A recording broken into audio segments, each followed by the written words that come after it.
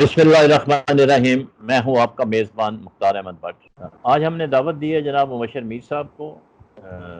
Senior analyst ہیں, بہت بڑے سینئر صحافی بھی ہیں, کراچی ایڈیٹر کلب کے صدر بھی ہیں اور ایک اخبار کے ایڈیٹر بھی ہیں. ہی از ویئرنگ مینی کیپس. تو ہم نے آج ریکویسٹ کی تھی, انہوں نے اپنا ہمیں قیمتی وقت دیا ہے. تو مبشر میر صاحب, آپ کا بہت بہت شکریہ ہمارے لیے ٹائم نکالنے کا. کیسے ہیں آپ؟ وعلیکم السلام, اور آپ کا بھی بہت بہت شکریہ سر, آپ نے یاد کیا. میر صاحب, جیسے کہ آپ کے علم میں پچھلے 5-6 ماہ سے ساری دنیا میں کرونا وائرس جو ہے وہ پھیلی ہوئی تھی, اور جس کی وجہ سے ساری معیشت جو ہے دنیا کی تباہ برباد ہو کے رہ گئی. پاکستان کا جہاں تک سوال ہے, پاکستان میں اس وقت جو صورت حال ہے وہ تقریباً 2,60,000 کے قریب کیسز ہیں ایکٹیو, جس میں سے 1,83,737 جو ہیں وہ ریکور ہو گئے ہیں, اور 5,475 ڈیتھس ہیں. جو اگر آج کی فگر لیں تو 2,085 جو ہیں وہ کیسز نئے داخل ہوئے ہیں اور 49 ڈیتھس ہوئی ہیں. جو ریکوری ریٹ ہے وہ 97% ہے. تو اس کا مطلب یہ ہوا کہ جو گورنمنٹ نے تدابیر اختیار کی تھیں, جو lockdown, smart lockdown, اس کے نتائج جو ہیں وہ بڑے پازیٹیو اور اچھے آئے ہیں, جس کی وجہ سے پاکستان کا جو گراف تھا کرونا وائرس کا وہ بتدریج نیچے جا رہا ہے. حکومت بھی خوش ہے, عوام بھی خوش ہے, لیکن ایک طرف تو گراف نیچے جا رہا ہے, اور دوسری طرف آپ نے دیکھا ہوگا کہ پنجاب نے بھی 31 جولائی تک لاک ڈاؤن بڑھا دیا ہے, اور سندھ نے بھی جو ہے وہ 15 اگست تک لاک ڈاؤن انہوں نے 1 مہینے کا بڑھایا ہے. انہوں نے چونکہ دونوں آپس میں آپ کو پتہ ہے نا, پنجابی جی کہتے ہیں اٹ پتھر دا ویر ہے, تو یہ انہوں نے 15 دن کا کیا ہے, تو انہوں نے 1 مہینے کا کیا. اس پر بھی آپ سے بات ہوگی. اور دوسرا یہ جو آپ نے دیکھا ہوگا کہ ایران نے چابہار میں جو منصوبہ تھا اس سے بھارت کو الگ کر دیا ہے. انہوں نے زاہدان تک ریلوے لائن بچھانی تھی, اور یہ منصوبہ 2016 میں ان کا ایگریمنٹ ہوا تھا. اب ایران اور چین کا قریب آنا بہت اچھا ہے. اب انہوں نے چین کے ساتھ 25 سال کا ایران نے معاہدہ کیا ہے. یہ ایک پاکستان کے لیے بھی ایک بڑی پازیٹیو ڈیولپمنٹ ہے. اور آپ چونکہ ایران کے حوالے سے کافی کوریج کرتے رہتے ہیں, تو اس پہ بھی ہم آپ سے گفتگو کریں گے. کوئٹہ میں آپ نے دیکھا ہوگا ابھی حال ہی میں پرسوں سیکیورٹی فورسز پر پھر ایک حملہ ہوا ہے, جس میں 3 جوان شہید ہو گئے اور 8 زخمی ہو گئے, اور یہ مسلسل عمل جا رہا ہے. اور اسی تناظر میں اگر دیکھیں تو پاکستان جو ہے وہ دوسری دفعہ اس کو کونسلر کو ایکسس دیا, اور وہ بڑے نخرے وخرے کر کے وہ واپس چلے گئے ہیں کہ جی شیشہ ہٹاؤ تو مائک ہٹاؤ, تو ویڈیو نہیں کرو تو یہ نہ کرو وہ نہ کرو. ایک طرف ہمارے ہاں بڑی فلیکسیبلٹی شو ہو رہی ہے, لیکن بھارت کی طرف سے وہی جیسے اٹوٹ انگ ہے, میں نہ مانو والی جو ہے روش جو ہے وہ برقرار ہے. کے الیکٹرک کے حوالے سے آپ نے دیکھا ہوگا کہ پورے کراچی میں اس وقت ایک بڑا عذاب ہے, لوگ بڑے سخت پریشان ہیں. 18 گھنٹے لوڈ شیڈنگ ہو رہی ہے, اب پنکھا بھی نہیں چل رہا, اوپر سے پھر گرمی بھی ہے, اور یو پی ایس بھی کام نہیں کرتے, اسٹینڈ بائی جنریٹر بھی بند ہو جاتے ہیں. اور اس کے اوپر جی پرائم منسٹر صاحب نے نوٹس لے لیا ہے, اور جو ٹیرف بڑھانا تھا اس کو ٹیمپرریلی مؤخر کر دی ہے. اب جی آئی ٹی دیکھا آپ نے عزیر بلوچ کے حوالے سے 2-3 جی آئی ٹی سامنے آئی ہیں, اس پہ بھی بات ہوگی. اور مسلم لیگ نون نے جو ان کے سابق اسپیکر ہیں ایاز صادق صاحب, ان کا یہ کہنا ہے کہ ان ہاؤس ہم تبدیلی نہیں لائیں گے. تو پھر کیا آسمان سے تبدیلی رونما ہوگی؟ ہمیشہ تبدیلی تو ان ہاؤس سے ہوتی ہے ڈیموکریٹک روپ میں. ان تمام پہ آپ سے گفتگو ہوگی. اور سب سے پہلا میرا سوال آپ سے یہ ہے کرونا وائرس کے حوالے سے, کہ ابھی تک آپ نے دیکھا ہوگا کہ سندھ اور سینٹر کے درمیان جو اختلافات شروع ہوئے تھے وہ ابھی تک برقرار ہیں, بلکہ ان میں تیزی آتی ہے. ادھر سے 2-3 منسٹر بیان دیتے ہیں فیڈرل گورنمنٹ کے, اور ادھر سے آپ نے دیکھا ہوگا کہ جو اسپوکس پرسن ہیں سندھ حکومت کے، وہ جواب در جواب شروع ہو جاتا ہے۔ ابھی عید الاضحیٰ آنے والی ہے، آپ کیا سمجھتے ہیں کہ یہ حکومت نے اقدامات کیے ہیں اور جو گراف نیچے آیا ہے، اور چونکہ جب شاپنگ ہوگی 2-4 دن کے بعد شروع ہو جائے گی مویشی منڈی لوگوں کا جانا، تو آپ نہیں سمجھتے کہ یہ جو حکومت اقدامات ہیں ان کو دھچکا لگے گا؟ کیا کرونا وائرس کے کیسز بڑھیں گے یا گھٹیں گے یا انڈر کنٹرول رہیں گے؟ جی بہت شکریہ بٹ صاحب، بہت آپ نے کمپریہنسو پلان کیا ہے اس پروگرام کو، کافی چیزیں آپ اس میں کور کرنے جا رہے ہیں۔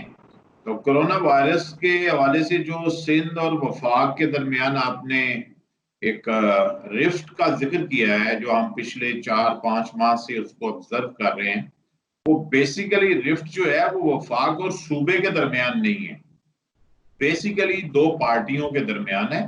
لیکن چونکہ وہ دونوں پارٹیاں جو ہیں وہ اپنے اینڈ کی بجائے، جہاں مورچہ بندی انہوں نے اپنی حکومتوں میں بیٹھ کے کی ہوئی ہے، جو ان کے پارٹی میں ایک ہر پارٹی کا ایک اپنا نظریہ ہوتا ہے پالیٹکس کرنے کا، ایک طریقہ کار ہوتا ہے، لیکن ایک کے پاس حکومت جو ہے وہ صوبے میں ہے، ایک کے پاس مرکز میں ہے، تو وہ اس مورچے میں بیٹھ کے اپنی لڑائی لڑ رہے ہیں، تو جو کہ بالکل غلط ہے۔ ایک جو ملک کا جو ایک سسٹم ہے، جو ایک حکومت کا جو سٹرکچر ہے، اس ریاست کا جو سٹرکچر ہے، اس کے اندر بیٹھ کے پارٹیوں کو اپنی لڑائی نہیں لڑنی چاہیے۔ یہ تو ان کے پاس ایک مینڈیٹ ہے ایک عرصے کے لیے اس کے انتظامات کو چلانے کا، حکومت کرنے کا۔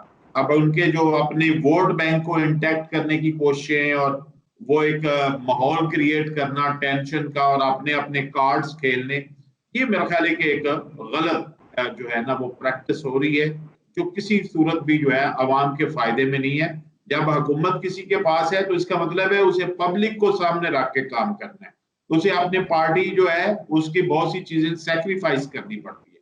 تو لہٰذا یہ تو ایک پالیٹکس کی ایک وہ شیپ یا وہ قسم جو ہے ہمیں نظر آتی ہے، جو کہ بہت ہی زیادہ جو ہے وہ گھناؤنی ہے۔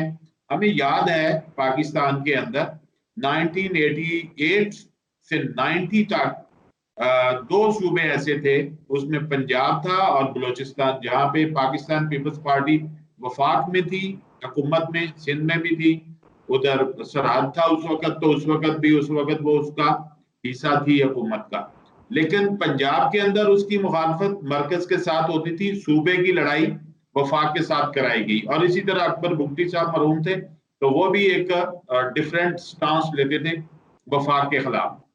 تو لہذا پاکستان کی یہ جو سیاست میں اممیچورٹی ہے اتنے سینئر پولیٹیشنز کے ہوتے ہوئے، وہ ہمیں نظر آتی ہے۔ باقی کرونا کی جو بات ہے اس میں یہ بات بالکل آپ کی بات درست ہے کہ اس میں ایک بہت ہی ڈیکریز آنا شروع ہو چکا ہے، اچھے خاصے جو ہے نمبرز جو ہیں وہ نیچے چلے گئے ہیں، ریکوری کی ریشو جو ہے وہ بڑھ گئی ہے، اور لیکن جو اس کے سائیڈ افیکٹس ہیں خاص طور پہ اکانومی پہ، سوشل لائف پہ، اور لوگوں کے جو ایک نقصانات ہونے کے بعد جو بے روزگاری کا ایلیمنٹ ہم دیکھ رہے ہیں وہ بڑھ رہا ہے، وہ بہت سیویئر ہے۔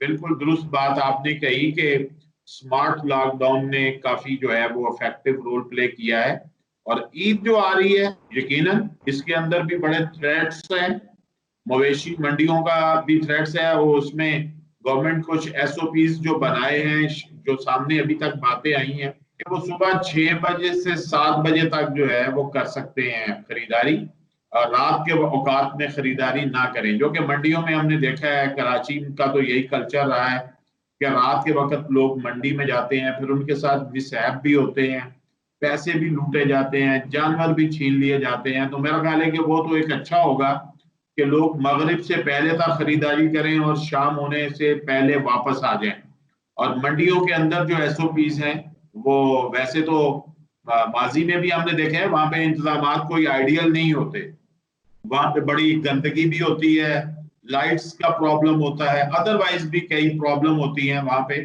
تو میرا نہیں خیال کہ وہ تو کوئی بہت آئیڈیل سچویشن نظر نہیں آئے گی کہ بہت بڑے اچھے انتظامات ہو جائیں گے۔ ہاں اس وقت جو ہے وہ صرف اتنا ہو سکے گا کہ میرا خیال ہے کہ جو ماسک کا استعمال ہے وہ لوگ مست کر لیں گے، جو کہ اس وقت بھی کافی لوگ کر بھی رہے ہیں، کچھ ریلیکس بھی ہے اس میں، میر صاحب آپ نے لیکن بہرحال میر صاحب ایک فیئر موجود ہے۔ میر صاحب میں آپ سے تھوڑا چھوٹا سا سوال کروں گا. آپ نے دیکھا ہوگا حکومت نے ایس او پیز بنائی ہوئی تھی کہ جب بھی لوگ باہر جائیں گے وہ ماسک پہن کے جائیں گے، مارکیٹس میں، بازاروں میں، دکانوں میں، جہاں پر بھی جائیں گے، شاپنگ کرنے جائیں گے. لیکن آپ نے دیکھا ہوگا کہ ہارڈلی 1% جو ہیں 1% جو ہیں وہ ماسک پہن کے باہر جاتے ہیں. تو ایس او پیز تو ہمارے یہاں بنتی رہیں گی اور بھی آتی رہیں گی، لیکن اگر ان کے اوپر عمل ہی نہیں ہونا اور پھر اس طرح سے جب کراؤڈ اکٹھا ہوگا مویشی منڈیوں میں، تو آپ نہیں سمجھتے کہ یا تو ایک ایسا سخت چیکنگ کا نظام قائم کریں باہر انٹری پوائنٹ کے اوپر، ایک ہی انٹری پوائنٹ ہونا چاہیے جہاں سے جب تک کہ لوگوں نے ماسک نہ پہنا ہو اور سوشل ڈسٹینس مینٹین نہ کیا ہو ان کو اندر داخل ہونے کی اجازت نہیں ہونی چاہیے. آپ کیسے دیکھتے ہیں اس کو؟ جی میرا خیال ہے کہ وہ بات آپ کی درست ہے کہ ایس او پیز جو ہیں وہ وائلیٹ ہوتی ہیں، اور پہلے تو بہت سختی تھی کچھ سٹورز کے اندر، اب اس کو انہوں نے ریلیکس کر دیا ہے، تو اس کی وجہ سے فرق تو پڑ رہا ہے. لیکن آپ کو پتا ہے کہ منڈی میں جانور خریدنے کا ایک کلچر یہ ہے کہ وہ اس کو ایک ایکٹیویٹی اور ایک انٹرٹینمنٹ کے طور پر بھی لیتے ہیں، پوری فیملی خریداری کے لیے چلی جاتی ہے، اور لوگ جو ہیں بچے بڑے خاص طور پہ دلچسپی لیتے ہیں جانوروں کے، جو پورا ایک ماحول بنا ہوتا ہے تو ان کے لیے ایک وہ ایکٹیویٹی ایسی ہوتی ہے کہ فیسٹیوٹی والا ایلیمنٹ ہو جاتا ہے، تو اس کو اگر وہ کریں گے تو بہتر ہوگا. لیکن ایک چیز اور بھی چونکہ اس کووڈ میں ہمارے سامنے آئی کہ آن لائن شاپنگ جیسے بڑی ہے، تو آن لائن قربانی کے جانور خریدنے اور پورا اس کا سیٹ اپ جو ہے جنہوں نے لگایا ہے کہ وہ باقاعدہ گوشت کر کے لوگوں کے گھروں تک پہنچائیں گے، تو وہ آن لائن بھی ایک شیئر جو ہے مارکیٹ کا وہ لے گا سسٹم. تو لہٰذا ایک توقع کی جا سکتی ہے کہ اگر 25-30% بھی لوگ جو ہیں وہ آن لائن فیسلٹی میں جاتے ہیں قربانی کے جانوروں کے خریداری کے حوالے سے، تو کچھ نہ کچھ کمی تو آئے گی. اور لوگ جو میرا خیال ہے جی سینئر پرسن ہیں وہ بہت پھر زیادہ اگر نہیں ابھی جا پائیں گے تو زیادہ اچھا ہوگا. میں جی بالکل آپ نے صحیح فرمایا. ابھی ایک وقت ہوا ہے چھوٹے سے وقفے کا، وقفے کے بعد ہم دوبارہ آئیں گے اور پھر ہم آپ سے مزید گفتگو کا آغاز کریں گے. So let's have break.